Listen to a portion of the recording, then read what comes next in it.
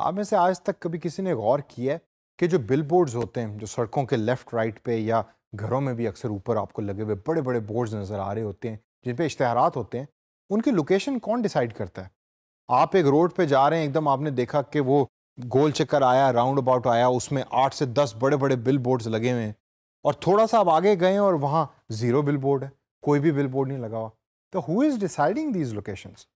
Marketeers जो होते हैं वो पहले रिसर्च करते हैं और देखते हैं कि जो कस्टमर्स हैं वो कौन सी सड़क लेते हैं, किस जगह उनकी गाड़ी रुकती है। जब गाड़ी रुकती है तो उनका जो उनकी नज़र है वो किस जगह ठहर रही है। अगर हम उनके राइट के ऊपर बोर्ड लगाएंगे तो क्या वो ज़्यादा इफेक्टिव है, या लेफ्ट पे अगर बोर्ड लगाएं तो वो ज़्यादा इफेक्टिव है। आजकल आपने अक्सर देखा होगा, जो लाहौर के अंदर बड़ी कॉमन अब ये चीज़ है कि very high bright light TVs जो हैं वो बिलबोर्ड की शक्ल के अंदर डिफरेंट सिग्नल्स के ऊपर नस्ब किए गए हैं, जिन पे कंपनी जो है वो अपनी वीडियो एडवर्टाइजमेंट चला रही होती हैं। इसी तरीके से रोड के राइट या लेफ्ट के ऊपर मोबाइल फ़ोन की शक्ल के अंदर जो है वो वीडियो एड्स चलाने के लिए डिफरेंट स्क्रीन्स भी नस्ब की हुई, जो बिलबोर्ड की एक शेप और फॉर्म है। और ये सारी रिसर्च बेस के ऊपर हो रही होती है। कि अगर आप लाहौर के लिंक रोड के ऊपर जा रहे हैं तो उस पे आपको बेतहाशा, या कलमा चौक के करीब है तो बेतहाशा आपको वो छोटी स्क्रीन नज़र आएंगी जिसके ऊपर वीडियोस चल रही हैं। क्योंकि हो सकता है कि मार्केट ये सोचते हो कि यहाँ चूँकि ट्रैफिक ब्लॉक ज़्यादा होती है तो गाड़ी ज़्यादा रुकती है, तो इसी वजह से जो कस्टमर है वो इधर खड़ा होकर इस पर्टिकुलर बिलबोर्ड को या उस वीडियो को देखेगा, और उस वीडियो को देखने के बाद उस पर्टिकुलर ब्रांड को विजिट करेगा। तो जो कंपनीज होती हैं डिफरेंट, वो फिर एडवर्टाइजमेंट एजेंसी को पैसे देती हैं और अपना इश्तिहार उस बिलबोर्ड पे चलाती हैं या उसकी वीडियो देती हैं और वीडियो चलवाती हैं। अब ये तो होगा सारा ट्रेडिशनल की कहानी कि ट्रेडिशनल बिलबोर्ड्स कैसे होते हैं। जब हम डिजिटल की बात करें तो डिजिटल इन्वायरमेंट में कस्टमर जर्नी मैपिंग का एक कॉन्सेप्ट है जो बहुत ही ज़्यादा इंपॉर्टेंट है।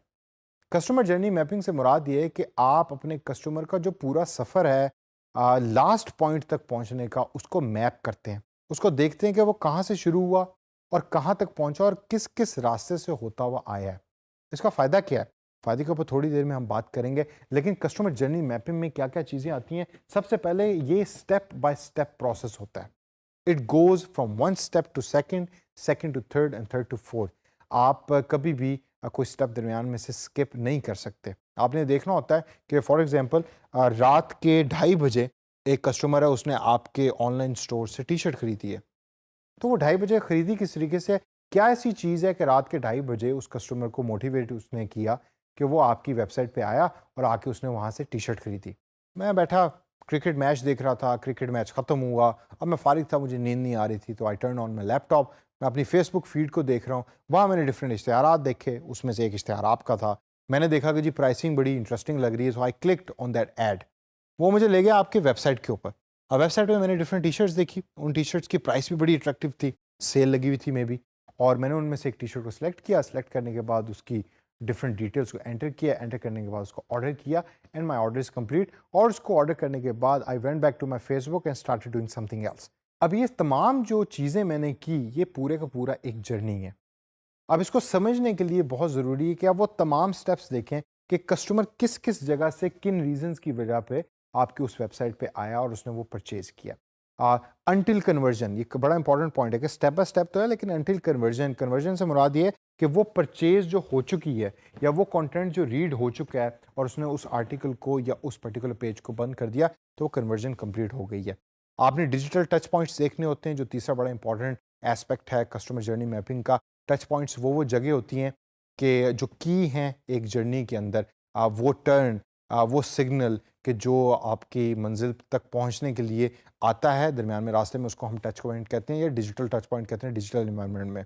अब कस्टमर जर्नी मैपिंग के अंदर जो तीन चीज़ें बहुत ज़्यादा ज़रूरी हैं, उसमें पहली चीज़ आती है एक्सपेक्टेशंस, सेकंड इज़ एक्सपीरियंस, और थर्ड आर रिफ्लेक्शंस। कस्टमर की एक्सपेक्टेशन सबसे पहले आप कस्टमर जर्नी में देखते हैं। कस्टमर की एक्सपेक्टेशन क्या होती है? फॉर एग्जांपल कस्टमर की एक्सपेक्टेशन ये है कि मैं जब इस यूट्यूब पेज को विजिट करूंगा तो उस यूट्यूब के ऊपर जो कंटेंट पब्लिश्ड है उसकी वीडियो क्वालिटी बहुत अच्छी होगी, उसकी ऑडियो क्वालिटी बहुत अच्छी होगी। बल्कि फॉर एग्जांपल अगर हम इसी वीडियो को देख लें, अगर इसकी ऑडियो क्वालिटी में कोई मसला है, ये वीडियो क्वालिटी में मसला है, या हो सकता है कि आपने ये सोचा हुआ था कि शायद इसकी वीडियो क्वालिटी तो 1080p होगी या हाई डेफिनेशन होगी, और एक दिन जब आपने वीडियो पर क्लिक किया तो आपके सामने एक मोबाइल से रिकॉर्डेड एक वीडियो चल रही है जिसकी क्वालिटी कोई अच्छी नहीं है और आपको पता भी नहीं लग रहा कि आपको पढ़ा कौन रहा है। तो आपका एक्सपीरियंस अच्छा नहीं रहेगा, क्योंकि आपकी एक्सपेक्टेशन तो कुछ और थी और जब एक्चुअल वो चीज़ आपके सामने आई तो वो आपकी एक्सपेक्टेशन को मैच नहीं कर सकी। So your experience is not good. इसलिए जब कस्टमर जर्नी मैपिंग को आप डिसाइड कर रहे हैं तो उसमें आपने ये देखना है कि कस्टमर की एक्सपेक्टेशंस क्या हैं, और उन एक्सपेक्टेशन को जहन में रखते हुए आप आगे चलते हैं और आगे चल के एक्सपीरियंसेस को डिज़ाइन करते हैं और डिफ़ाइन करते हैं। अब जब एक एक्सपेक्टेशन कस्टमर ने आपके पर्टिकुलर ब्रांड के साथ एसोसिएट कर दी है, वो उन्हीं एक्सपेक्टेशंस के इर्द-गिर्द अपने एक्सपीरियंस को बनाने की कोशिश करता है। अगर मैं किसी का वीलॉग देखता हूँ, यानी वीडियो लॉग रेगुलरली देखता हूँ या कोई टीवी शो देखता हूँ यूट्यूब के ऊपर, तो मेरा क्या एक अपना एक्सपेक्टेशन के साथ अपना एक एक्सपीरियंस का एक म्यार है। मैं चाहता हूँ कि एक सर्टेन एक्सपीरियंस है जो हर बार मुझे उस पर्टिकुलर वीडियो लॉग से मुझे मिले या उस टीवी शो से मुझे मिले। यहाँ अगर हम पाकिस्तान और इंडिया के क्रिकेट मैच की एग्जांपल दें तो वो गलत नहीं होगी। हमेशा पाकिस्तान और इंडिया का जब भी कोई क्रिकेट मैच होता है तो हमारी एक्सपेक्टेशंस होती हैं उस मैच के साथ, और उन एक्सपेक्टेशन के साथ हम चाहते हैं कि हमारे एक्सपीरियंसेस भी एसोसिएट हो। तो आपने जब as a digital marketer customer journey mapping बनाना है या कस्टमर जर्नी मैपिंग का डॉक्यूमेंट बनाना है, तो सबसे पहले आपने देखना है कस्टमर की एक्सपेक्टेशंस क्या हैं और कस्टमर कौन कौन से एक्सपीरियंसेस चाहता है उन एक्सपेक्टेशन से रिलेटेड। और लास्ट के अंदर रिफ्लेक्शंस। रिफ्लेक्शन से मुराद ये है कि एक्सपेक्टेशंस भी हैं और एक्सपीरियंसेस भी हैं, लेकिन जब वो एक्सपीरियंसेस हो गए हैं तो उनको रिफ्लेक्ट कस्टमर किस तरीके से कर रहा है और उनका फीडबैक कस्टमर क्या दे रहा है। इन तीनों चीज़ों को जब आप लेके चलेंगे और कस्टमर जर्नी मैपिंग के अंदर इंक्लूड करेंगे तो आप एक बड़ा कॉम्प्रिहेंसिव किस्म का वो पूरे का पूरा सफ़र कस्टमर का देख सकते हैं जो कस्टमर ने यूज़ किया है कन्वर्जन तक पहुंचने के लिए। अब ये तो हो गया कस्टमर जर्नी मैपिंग, लेकिन इसमें कॉम्प्लेक्सिटीज़ क्या क्या हैं? वो कौन-कौन सी ऐसी चीज़ें हैं कि जो आपको तंग कर सकती हैं कस्टमर की जर्नी को मैप करने के लिए? सबसे मोस्ट इम्पॉर्टेंट और सबसे मुश्किल कॉम्प्लेक्सिटी है वो है एवरी कस्टमर इज़ डिफरेंट। हर बंदा डिफरेंट है। अब फॉर एग्जांपल एक 50 साल का बंदा है, वो आपकी वेबसाइट को यूज़ कर रहा है और आपने वेबसाइट बड़ी मॉडर्न एंड ट्रेंडी बनाई हुई है। उसको समझ ही नहीं आ रही कौन सा बटन कैसे क्लिक करना है और वो फ्रस्ट्रेट हो जाएगा वहाँ जाकर। इसी तरीके से कोई यंग बंदा है और वो आपकी वेबसाइट पे विज़िट करता है और आपकी वेबसाइट बड़ी बोरिंग है, तो वो he is not going to like your website and he is going to leave your website. इसीलिए इंपॉर्टेंट ये है कि आप देखें कि आपके जो पर्टिकुलर वेबसाइट या फेसबुक है या आपका बिजनेस है उसका कस्टमर है कौन और उसके रिलेटेड अपने कंटेंट को बनाएं। तो पहली कॉम्प्लेक्सिटी है different customer have different journeys, different experiences, लेकिन उन जर्नीज़ को फाइंड आउट आपने करना है थ्रू रिसर्च और देखना है कि उन जर्नीज़ को फाइंड आउट करके आप किस तरीके से बेहतर बना सकते हैं। सेकेंड कॉम्प्लेक्सिटी जो बड़ी इंपॉर्टेंट है वो है डिफरेंट कॉन्टेक्स्ट।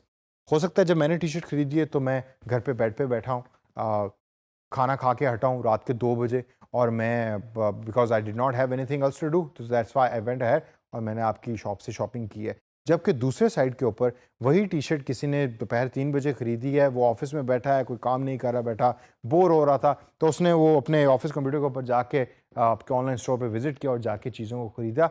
उसका कॉन्टेक्स्ट और है, मेरा कॉन्टेक्स्ट और है। तो इसी वजह से आपने ये देखना है और यही कॉम्प्लेक्सिटी है कि डिफरेंट कस्टमर्स का डिफरेंट कॉन्टेक्स्ट होगा, उन कॉन्टेक्स्ट को आपने फाइंड आउट करना है और फिर ये देखना है कि ऐसे ग्रुप्स बन जाएंगे कि जिनमें रात को लेट परचेजर्स होंगे, दोपहर को परचेज करने वाले होंगे, दिन के अंदर स्पेशली अगर फीमेल परचेज दिन में करें तो उनकी एक अपना कॉन्टेक्स्ट है जिसके अंदर परचेज कर रहे हैं। और इन तमाम कॉम्प्लेक्सिटीज से गुजरने के बाद ही आप कस्टमर जर्नी को अच्छे तरीके से बना सकेंगे। अब ये तमाम चीज़ें जो मैंने आपको बताई हैं, इसके बाद एक क्वेश्चन ये आता है कि भाई कस्टमर जर्नी जो है वो इतनी इंपॉर्टेंट है क्यों? Why do we actually need customer journey? सबसे पहली चीज़ जो इसके अंदर इंपॉर्टेंट है and why is it important is के it gives you a very focused approach to all the strategies जो आप बना रहे हैं। डिजिटल मार्केटिंग की तमाम वो स्ट्रेटजी जो आपने बनाई हैं, जिसको आपने इम्प्लीमेंट करना है, उसके रिजल्ट आप एक्सपेक्ट कर रहे हैं, उसको एक फोकस्ड व्यू और फोकस्ड वे दे देता है। फोकस्ड वे से मुराद ये है कि आपको पता लगेगा कि आपका कस्टमर कहाँ स्टॉप करेगा, कौन सी जगह के ऊपर क्लिक करेगा, उसकी नज़र आपकी वेबसाइट पे सबसे पहले किस चीज़ पे जाके ठहर रही है। वो तमाम चीज़ें आप अपने कस्टमर के इर्द गिर्द उसको चेंज करेंगे और उसके एक्सपीरियंस को बेहतर बनाएंगे। सेकंड जो पॉइंट है वो है पर्सनलाइजेशन का। जब आपको ये पता लगे कस्टमर को पसंद क्या है तो आप उसको पर्सनलाइज कर देते हैं उस पर्टिकुलर कस्टमर के रिलेटेड, और इसका आपको फ़ायदा इस वजह से होता है कि जब भी वो कस्टमर आपके उस प्लेटफॉर्म पे विजिट करेगा वो ये समझेगा कि भाई ये प्लेटफॉर्म तो इन्होंने मेरे लिए ही बनाया है, तो इस वजह से मैं इस कस्टमर या इस पर्टिकुलर कंपनी का कस्टमर सारी ज़िंदगी रहूँगा। एप्पल की वेबसाइट अपने कंप्यूटर को ओपन करें और ज़रा देखें कि एप्पल की जो वेबसाइट है उसका ओवरऑल फील आपको क्या मिलता है। क्या आपको मज़ा आता है उसकी वेबसाइट विजिट करने के बाद, या यू यू आर कंफ्यूज कि किस बटन को किस जगह पे क्लिक करना है और उसको क्लिक करने के बाद क्या होगा। अब एप्पल की विजिट करने के बाद वेबसाइट को आप सैमसंग की वेबसाइट को विजिट करें और आप मुझे बताएं कि कौन सी ऐसी वेबसाइट है which was easier to navigate और उसमें आपको एक पर्सनलाइज्ड फीलिंग मिली, आपको एक अपनापन नज़र आया और आपको मज़ा आया उस वेबसाइट को ट्रैवल करने के बाद या विजिट करने के बाद। और लास्ट पॉइंट जो है वो है इम्प्रूव एक्सपीरियंस का। ये तमाम चीज़ें करने के बाद आपका ऑब्जेक्टिव होता है कि कस्टमर का या यूज़र का एक्सपीरियंस इंप्रूव हो रहा हो। और जब आप कस्टमर जर्नी मैपिंग बना लेते हैं और कर लेते हैं, एक मैप बना लेते हैं कस्टमर की जर्नी का, तो एक्सपीरियंसेस को इंप्रूव करना फिर काफ़ी आसान हो जाता है, क्योंकि आपको ये पता होता है कि कस्टमर की एक्सपेक्टेशन क्या है। उन एक्सपेक्टेशन को इंप्रूव करने के लिए आपको ये भी पता होता है कि कौन कौन से ऐसे एक्सपीरियंसेस हैं जो मैंने देने हैं। लास्ट के अंदर सेशन को ख़त्म करने से पहले how to actually do all of these things जो मैं आपको बता रहा हूँ, डिफरेंट उसके वेज हैं। सबसे पहला उसका वे है कि you create digital data points या digital touch points you create. Data points वो होते हैं जो आपको गूगल, जब हम एनालिटिक्स की बात कर रहे थे या गूगल एडवर्ड्स की बात कर रहे थे, एडसेंस की बात कर रहे थे, तो उसके अंदर डिजिटल बैक एंड के अंदर कोडिंग में या कोड के अंदर ऐसे टच पॉइंट्स क्रिएट हो जाते हैं कि जो एनालिटिकल यानी कि डाटा ट्रांसफ़र कर रहे होते हैं और आपको बता रहे होते हैं कितने यूज़र्स आए, कितने यूज़र्स आपके इस पेज से गुजरे, और वो पूरा एक जर्नी आपको बता रहे होते हैं कि यूज़र कौन सी वेबसाइट से आया, गूगल से आया, किसी और वेबसाइट से आया, कौन सी ऐड पे क्लिक किया, ऐड पे किस जगह पे क्लिक किया, और ऐड पे उस जगह पे क्लिक करने के बाद आपकी कौन सी वेबसाइट पे लैंड किया और फिर कौन से पेज पे क्लिक किया। ये पूरे का पूरा डाटा सेट होता है, डाटा पॉइंट्स होते हैं जिसको आप बना रहे होते हैं।